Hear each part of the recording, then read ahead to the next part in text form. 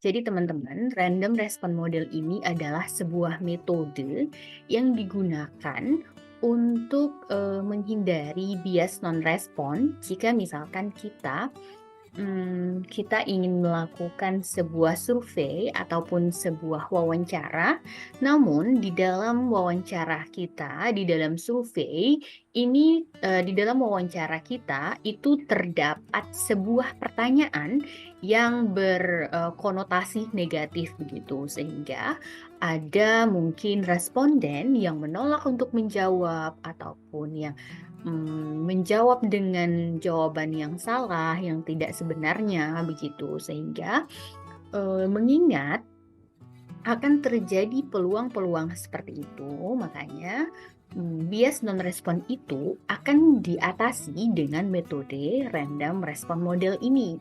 Biasanya random respon model ini adalah metode yang dipelajari dalam mata kuliah statistika atau mata kuliah yang mempelajari tentang sampel, survei, begitu. Biasanya sih di setiap universitas itu berbeda mata kuliahnya begitu ya. Tapi pada umumnya random respon model ini adalah metode yang kita gunakan atasi bias non-respon yang terjadi jika pertanyaan yang kita lakukan, yang kita ajukan dalam sebuah wawancara itu berkonotasi negatif. Kita lanjut ya, tentang random respon model. Oke, mulai. Jadi begini, misalkan ya teman-teman, dalam sebuah sampel, misalkan kita punya sebuah sampel. Sampel ini tentunya kita lakukan sebuah survei ya.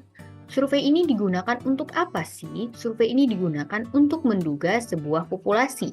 Diharapkan hasil dari survei ini akan mendekati, jadi ini nanti hasilnya itu sebuah statistik ya teman-teman, sebuah statistik.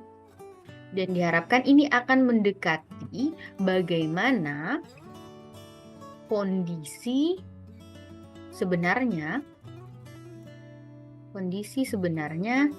yang ada di lapangan begitu ya. Sehingga data yang kita punya ini memang benar-benar akan mempresentasikan sebuah kondisi yang sebenarnya di lapangan begitu ya. Walaupun data yang kita punya itu enggak semuanya begitu kan ya. Kita hanya mensurvei jadi diharapkan survei kita ini benar-benar valid begitu, benar-benar mempresentasikan sebuah data yang sebenarnya di lapangan begitu. Oke, kita lanjut. Misalkan kita akan melakukan survei, jadi ada jenis pertanyaan nih yang akan kita ajukan. Bisa pertanyaan yang bersifat publik dan juga bisa pertanyaan yang bersifat negatif, yang bersifat sensitif begitu. Nah, untuk pertanyaan yang bersifat sensitif ini, teman-teman, itu nanti bisa saja respondennya menjawab ya, bisa juga respondennya menjawab tidak begitu. Ini nanti akan menimbulkan sebuah bias non-respon namanya, bias non-respon. Nah, bias non-respon ini terjadi kenapa? Akibat dari pertanyaan yang sangat sensitif ini begitu. Ini akan meningkatkan ketidakakuratan dalam sebuah survei yang kita lakukan. Nah, sehingga random respon model ini adalah sebuah metode yang digunakan untuk meningkatkan ketepatan pendugaan. Oke. Nah, bagaimana sih cara kerjanya metode ini? Jadi ini ada beberapa jenis yang perlu kita ketahui ya, teman-teman. Ada beberapa jenis metode dalam random respon model. Salah satunya yang pertama yang akan kita bahas pada pertemuan kali ini yaitu metode mirror question design. Jadi di sini sebenarnya yang membedakan itu adalah dua jenis pertanyaan yang dipakai ya, teman-teman. Yang pertama, metode mirror question design ini pertanyaan yang diajukan itu saling bertolak belakang. Oke, ini diperkenalkan oleh Warner tahun 1965.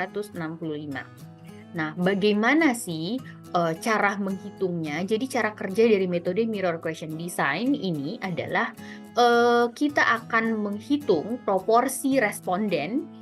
Kita akan menghitung proporsi responden yang memiliki atribut sensitif gitu ya. Jadi nanti diduga. Misalkan begini teman-teman, dalam sebuah pertanyaan ini diperhatikan ya.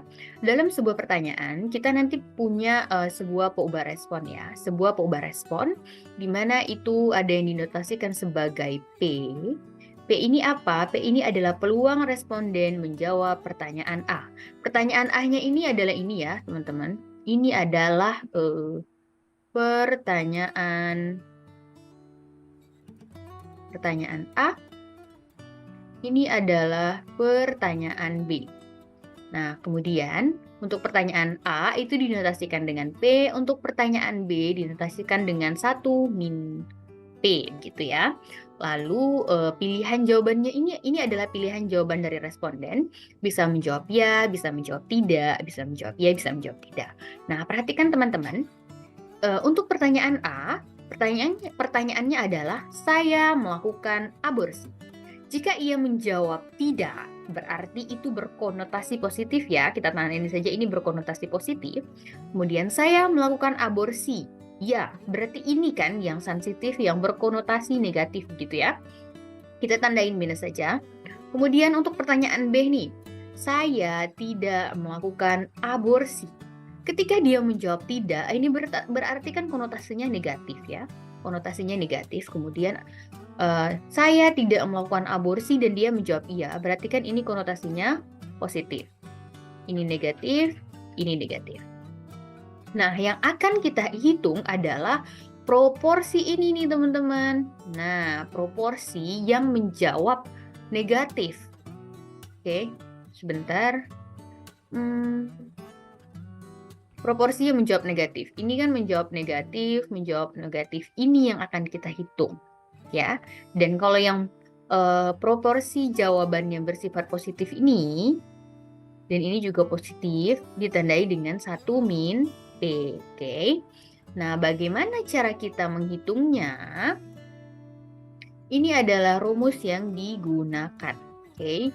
Mu ini adalah proporsi jawaban ya.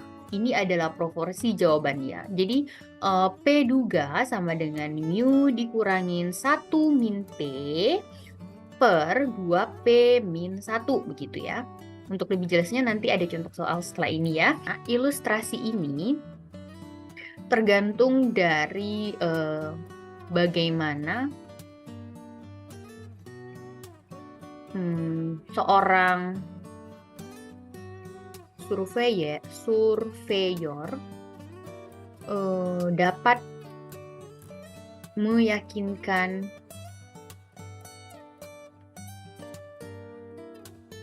responden. Oke. Jadi misalkan begini teman-teman.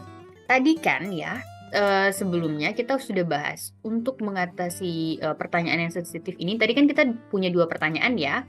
Pertanyaan A dan pertanyaan B. Oke. Jadi langkah pertamanya itu pertanyaan ini ya, pertanyaan A dan pertanyaan B ini tidak serta-merta langsung kita tanyakan kepada respondennya. Misalkan pertanyaan A kita ajukan, kemudian pertanyaan B kita ajukan. Jadi dalam satu responden, kita itu tidak menanyakan 2 pertanyaan ini sekaligus begitu ya teman-teman. Dan kenapa kita pakai sistem dadu? Ilustrasi ini diharapkan agar responden ini merasa sebenarnya ini bukan sebuah pertanyaan sensitif kok yang akan ditanyakan kepada mereka. Ini hanya perkara peluang gitu. Sehingga ini diharapkan dapat membuat responden itu menjadi lebih jujur begitu. Jadi caranya bagaimana nih teman-teman? Misalkan kita punya sebuah dadu. Nah, kita tetapkan ini tergantung pada haknya surveyor ya, maksudnya angka dadunya ini terserah. Ini juga, nah misalkan untuk pertanyaan 1, 2, 3, 4 itu dilakukan, kita akan menanyakan pertanyaan A yang tadi apakah melakukan aborsi, kemudian begitu ya. Nah, namun jika dadu yang kemudian sudah dilempar yang muncul itu adalah angka 5 dan 6, maka pertanyaan yang akan diajukan adalah pertanyaan B. Apakah Anda tidak pernah melakukan aborsi? Begitu. Ini adalah rumus, turunan rumus untuk penduga ragamnya ya. Metode yang kedua, ini namanya adalah metode unrelated response. Jadi, nama dari metode-metode dalam random response design ini itu didasarkan pada dua jenis pertanyaan yang akan diajukan. Oke. Nah, metode unrelated response ini diperkenalkan oleh Simmons pada tahun 1986. Nah, dia mengajukan pertanyaan yang berpasangan, tetapi kata kuncinya apa? Unrelated, tidak saling terkait. Untuk mengurangi perasaan ragu-ragu nih dari responden menjawab pertanyaan kita. Dalam sebuah pertanyaan, kita mempunyai poba respon yang akan kita ambil datanya. Misalkan untuk pertanyaan A, saya pernah melakukan aborsi. Kemudian pertanyaan B, saya lahir di bulan Januari. Ini dinotasikan menjadi 1 min P. Ini dinotasikan menjadi P, di mana jika dia menjawab saya pernah melakukan aborsi dan jawabannya ya, ini adalah yang berkonotasi sensitif. Kita tandain minus dulu. Kemudian jika jawabannya tidak, kita tandain plus, yang ini minus tadi ya. Untuk pertanyaan yang B, saya lahir di bulan Januari, ya akan dinotasikan dengan theta, dan jika dia menjawab tidak, itu oke, tidak gitu. Nah, ini jawaban ya, ini dinotasikan dengan P. Sehingga proporsi responden yang mempunyai atribut sensitif itu diukur dengan formula sebagai berikut. Di mana P-nya ini adalah peluang responden menjawab pertanyaan A. P di sini maksudnya ini ya teman-teman, supaya nggak keliru. P ini maksudnya adalah P ini ya. Kemudian P-nya ini adalah proporsi jawaban ya, yang maksudnya ini nih. Nah, kemudian P topi, P duganya ini adalah proporsi responden yang pernah melakukan aborsi. Yang ini maksudnya. Oke, yang ini yang akan kita hitung, oke? Lalu tetanya itu adalah proporsi responden yang lahir di bulan Januari. Gitu. Nah, dan berikut ini adalah rumus penduga ragam dari metode unrelated response. Untuk yang ketiga, itu adalah metode forced response design. Jadi di sini begini teman-teman. Metode ini diperkenalkan oleh Stem dan Steinhorst pada tahun 1986. Responden ini diberikan 3 kondisi. Oke, yang pertama, responden langsung menjawab ya tanpa kita beri pertanyaan. Kemudian yang kedua, untuk pertanyaan yang akan kita ajukan, pertanyaan sensitif yang akan kita ajukan, di contoh tadi saya pernah melakukan aborsi, ini dia punya pilihan nih. Dia punya pilihan untuk menjawab ya atau tidak. Oke. Dan yang ketiga, responden langsung menjawab tidak tanpa pertanyaan. Oke. Jadi ini ada 3 kondisi nih. 1, 2, dan 3. Nah, bagaimana cara kerjanya? Untuk tanpa pertanyaan, ini dinotasikan dengan P. Kemudian pertanyaan sensitif yang akan diajukan, misalkan di contoh ini saya pernah melakukan aborsi, itu dinotasikan dengan 1 min P. Oke. Dimana tanpa pertanyaan ini adalah kondisi 1 ya teman-teman, dia langsung menjawab ya.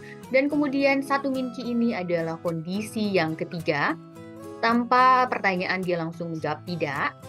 Kemudian untuk pertanyaan sensitif yang diajukan, jika ia menjawab iya, itu dinotasikan dengan P duga, kemudian dia menjawab tidak, itu dinotasikan dengan 1 min P duga atau 1 min P topi. Oke, di mana C ini adalah proporsi untuk jawaban ya. Karena sebenarnya apa? Ini dinotasikan dengan C ya teman-teman. Karena sebenarnya apa? Maksudnya ya di sini adalah ya dia melakukan aborsi, dan di sini juga ya dia melakukan aborsi begitu. Jadi si ini adalah proporsi jawaban ya dari responden. Dan kemudian bagaimana cara kita menghitung proporsi responden yang menjawab atributnya sensitif begitu? Ini ya melakukan aborsi, misalkan seperti ini. Berarti ini ya melakukan aborsi dan ini ya melakukan aborsi. Sebenarnya yang ingin kita hitung ini adalah ini nih gitu ya. Nah, rumusnya apa? Nah, kita menggunakan formula ini nih teman-teman. Di mana ini adalah keterangannya ya, P ini adalah peluang responden tanpa pertanyaan, kemudian Q ini adalah peluang responden tanpa pertanyaan dan jawabannya ya. Ya. Lalu V proporsi jawaban ya dari responden, mau itu dengan atau tanpa pertanyaan. Dan P duga ini adalah atau P topi adalah proporsi responden yang pernah melakukan aborsi. Yang ingin kita cari itu ini nih yang ingin kita hitung ya. Dan rumusnya seperti ini ya teman-teman. Nah, ini adalah ilustrasinya. Mungkin karena pertanyaannya ini banyak untuk yang ilustrasi ini, karena pertanyaannya ada 3 ya, ada pertanyaan A, pertanyaan B, dan pertanyaan C. Ini adalah pertanyaan A ini tanpa pertanyaan dan dijawab ya. Kalau ini juga tanpa pertanyaan dan dijawab tidak. Oke, yang ini adalah pertanyaan sensitifnya. Oke, jadi di sini dia menggunakan 2 dadu nih teman-teman. Dia menggunakan 2 dadu, sehingga mata dadunya di sini ada sebanyak 12. Bisa dilihat ya, ada sebanyak 12. Nah, jadi begini nih teman-teman. Kuncinya adalah di sini ya. Kuncinya adalah di sini. Perlu kalian ingat, ini adalah triknya. Sebenarnya pertanyaan yang ingin kita dapatkan itu adalah proporsi sebenarnya dari pertanyaan sensitif ya kan? Dari pertanyaan sensitif. Ini nih kan hanya metode bagaimana responden itu menjadi yakin dan tidak ragu-ragu untuk menjawab pertanyaan sensitif kita ini dengan jujur gitu. Rahasianya adalah di jumlah dadunya teman-teman. Nah, jumlah dadu untuk tanpa pertanyaan dijawab ya itu kita kasih 3. Ini 2. Yang jelas ini harus lebih banyak. Supaya kenapa? Supaya pertanyaan sensitif ini yang kemudian peluangnya itu banyak muncul begitu ya. Ini adalah penduga ragamnya, ini adalah penurunan rumusnya. Jadi ini sebenarnya langsung ke sini saja. Ini adalah formula yang digunakan. Untuk ini kalian pahami. Lalu ini adalah notasi-notasi yang digunakan nih di sini. Ini kan ada N1. N1 ini apa? Jumlah responden yang menjawab ya. N ini apa? Jumlah sampel yang akan kita ambil. Kemudian P ini adalah P yang di sini maksudnya nih. P yang di sini ini adalah nih peluang responden tanpa pertanyaan. Jadi ini kalian pahami. Oke teman-teman, untuk lebih memahami dari materi singkat yang sudah kita bahas sebelumnya dan kita akan coba lihat contoh ini ya. Kita mulai.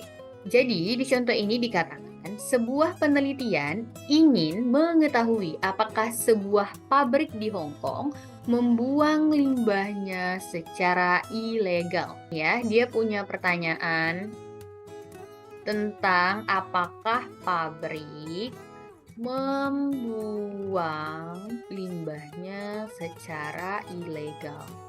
Kemudian ternyata dari sini 70% tidak memberikan informasi. Tidak memberi informasi. Nah, bagaimana nih? Kemudian ditindaklanjuti nih dari penelitian sebelumnya, responden atau pemilik pabrik tidak mau memberikan informasi apakah pabrik tersebut membuang limbah secara ilegal atau tidak dengan pertanyaan sebagai berikut. Pertanyaan A-nya adalah apakah pabrik membuang limbah secara ilegal? Dan yang kedua, apakah pabrik tidak membuang limbah secara ilegal? Ini pakai metode apa nih? Ini pakai metode yang pertama ya, metode mirror question design. Gimana kita bisa menentukan ini ya dari jenis pertanyaannya ini yang hanya bertolak belakang saja. Nah, dari sampel acak dengan N-nya ini adalah 100 orang dipilih dari populasi. Jadi tadi kan 70 dari 100 orang nih, N-nya ada 100, 70%-nya tuh menolak menjawab nih gitu ya. Nah, dalam wawancara terpisah setiap responden yang menjadi sampel diminta untuk melempar dadu. Kan? Untuk melempar dadu terlebih dahulu nih. Jadi mereka menganggap pertanyaan yang akan diajukan ini adalah soal peluang gitu ya. Nah, jika mata dadu yang muncul adalah angka 1, 2, 3, dan 4, maka responden menjawab pertanyaan A. Pertanyaan A tadi yaitu membuang limbah secara ilegal. Dan jika mata dadu yang muncul 5 dan 6, maka responden menjawab pertanyaan B. Dari hasil percobaan, terdapat 40 jawaban yang iya. Nah, dugalah P proporsi pabrik yang membuang limbah secara ilegal dan variannya penduga ragam bagi P. Oke, kita lanjut ya teman-teman. Jadi tadi kan dari studi kasusnya tadi yang akan kita cari adalah P to P. P-nya P-nya itu adalah apa 40. Ini tadi kan udah diketahui ya teman-teman. 40 jawaban yang ya. Jadi bagaimana cara kita menjawabnya? Ini adalah rumus proporsi penduga yang akan kita gunakan. Jawaban ianya itu sebanyak 40 ya. Nah, sedangkan proporsi jawaban ya itu dinotasikan dengan V. Itu sama dengan 40 per jumlah sampelnya tadi 100. Oke, jadi ini bisa 4 per 10. Kemudian 1 min P. 2 per 6 ini dapat dari mana? Berarti begini, 4. Kenapa ini 4? Tadi kan mata dadu 1, 2, 3, 4. Ini kan untuk pertanyaan sensitif. Kemudian 5, 6 itu yang tidak sensitif. 1 dikurangin P, sedangkan P ini yang sensitif. 4 per 6. Kalau misalnya ini jadi 6 per 6 dikurangin 4 per 6 itu kan sama dengan 2 per 6. Ini dapatnya 2 per 6. Nah, untuk kemudian 2P dikurangi 1 P-nya tadi kan udah 4 per 6 nih. P-nya jadi kita harus tahu dulu. P sama dengan 4 per 6. Oke. 2 masukin P-nya dikali 4 per 6 dikurang 1. Dapat hasilnya 0,20. Ini untuk penduga ragamnya nih. Penduga ragam dari P. Kita gunakan rumus 1 per 2P min 1 kuadrat dikali dengan 1 per N dikali dengan N1 per N dikali dengan 1 min N1 per N. Masukin langsung. P-nya tadi 4 per 6 ya. 2 dikali 4 per 6 dikurangin 1 kuadrat. N-nya tadi jumlahnya 100. N1-nya itu 40 per N. Jumlah N-nya itu 100. Jadi N1 ini adalah jumlah jawaban ya. Jawaban ya. Per N100. 1 min 40 per 100. Nanti dapat deh. Begitu teman-teman.